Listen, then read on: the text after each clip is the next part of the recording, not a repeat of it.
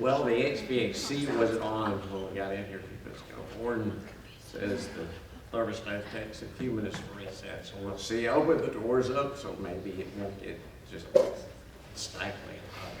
But if it does, we can go and invade other classes. Maybe we can all like squeeze into the library or something like that.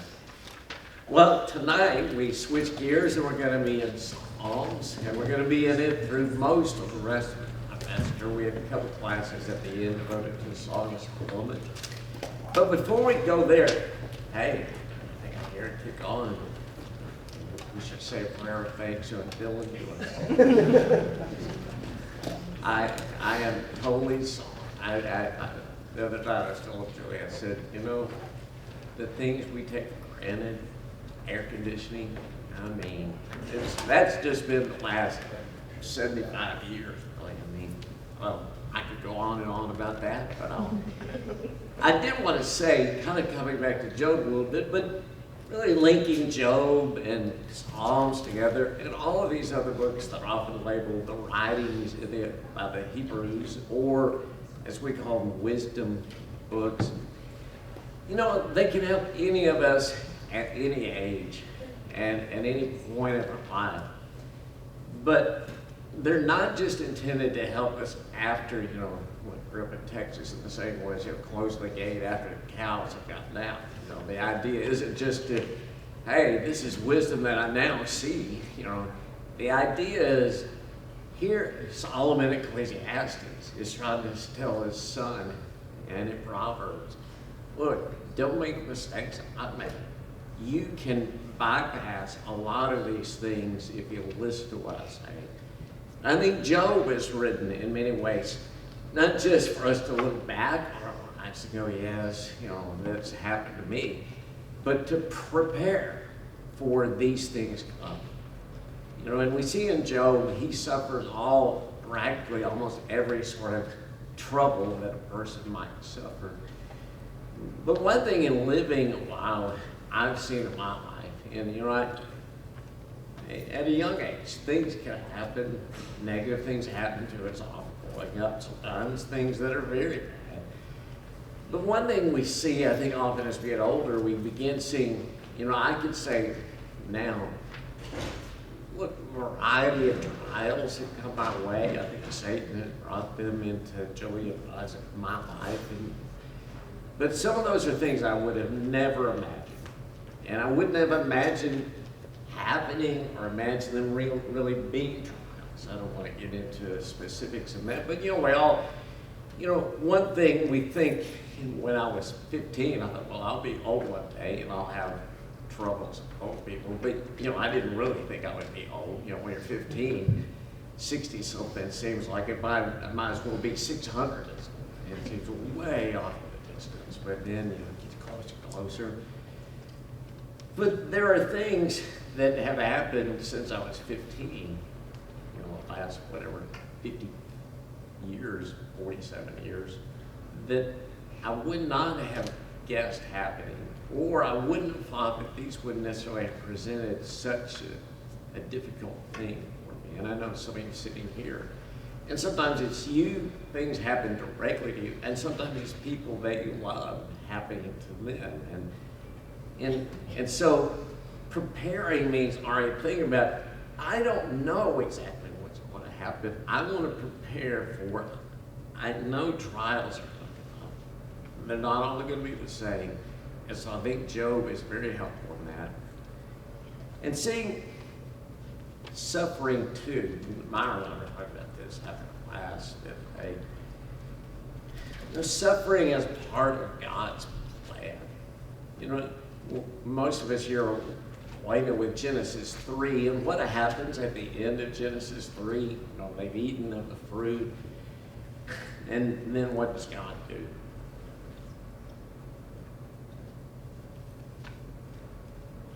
Curses, and there's a lot of, I think the term we would use would be metonymy, using small things to refer to much larger things. The ground's going to produce thorns.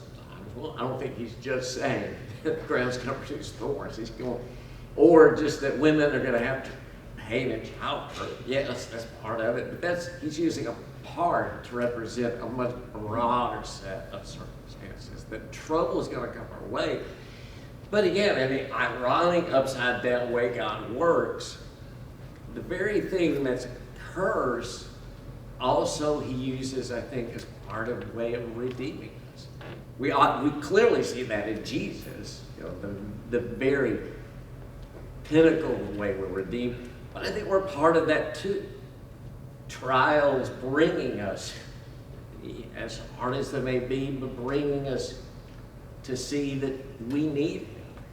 And that how much more terrible this world would be without him. I can't imagine some of the things that have happened in my life the last 47 years had I not had a faith in Jesus.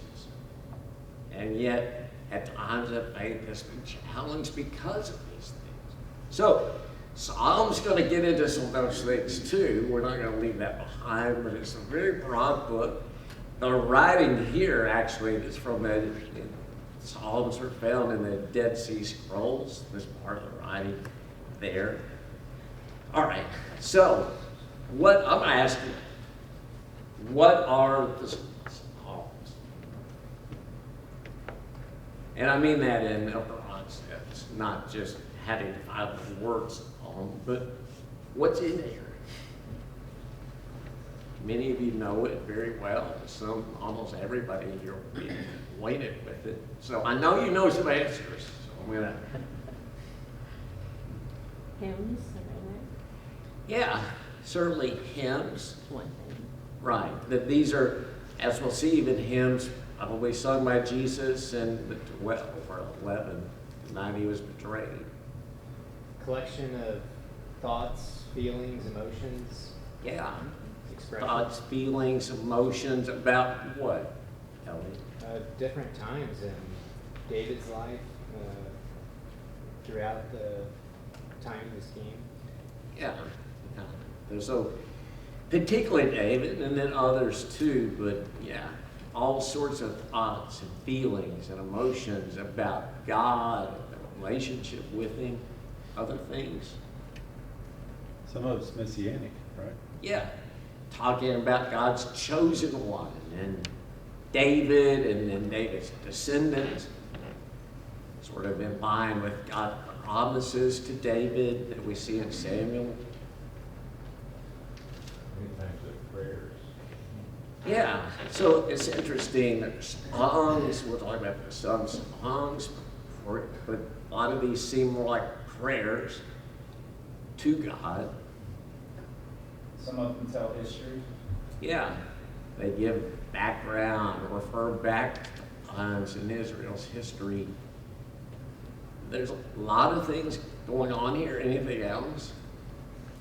In a broad sense, it's poetry, that expresses all those things Yeah. that we've all said. Yeah, as many said, it's not poetry that we're as used to. Although we see poetry like this, it's not rhyming poetry, but at least in Hebrew often would have rhythm to it, and especially poetry, a structure, a parallelism, a lot of imagery within the book. Now in that we struggle a little bit in that some of the imagery transcends the 3,000 years since it's been written, but other imagery would hit someone more who lived 1,000 BC or 500 BC than it would hit us. So as we go along, we may make mention of, well, how might we put this if we were writing something? Certainly it's become a source of inspiration for many writers of songs even today. Some songs use extensive quotes from them. Others, capture a phrase or two and use that as sort of a tagline, but very powerful things. And among these thoughts, I'm going to pick up on Brad. I said, I was told him before class, I'm going to pick up on here. So, thoughts and feelings about what, Brad? So there are lots of thoughts and feelings. I didn't hear who you were. I'm sorry. So, There's two grants right in a I'm row. sorry. You're looking right at me. Yeah, I'm looking both of them. Well, that's nice. So thoughts and feelings about what? Praise, lament. Yeah, those two words in particular, praise of all sorts, some that we might label thanksgiving, some just exalting, lifting up, praise about different things God has done, but also laments. And again, that word can refer to many things that we'll see. But I'll come back to that. So here's some of the things that I've mentioned. You all just mentioned this. They're expressions as personal as well as national. Laments for the whole nation or for God's people, if we want to use it in our context. As I say, a praise for God. There's a lot of praise in this book, very centered on praise for his creative works. And again, people even in our class, a few classes ago, one of the college students was speaking with it, separated as many of us are. We don't live in Tokyo or New York City, but still, most of us reside in or run around the city, and sometimes you can lose touch with how wonderful God's creation is. That I've mentioned this before, Joy, in September, hoping maybe to recreate this, but in what year was this? I was 1980. There was a hike with some guys into a section west of the main visitor center of the Grand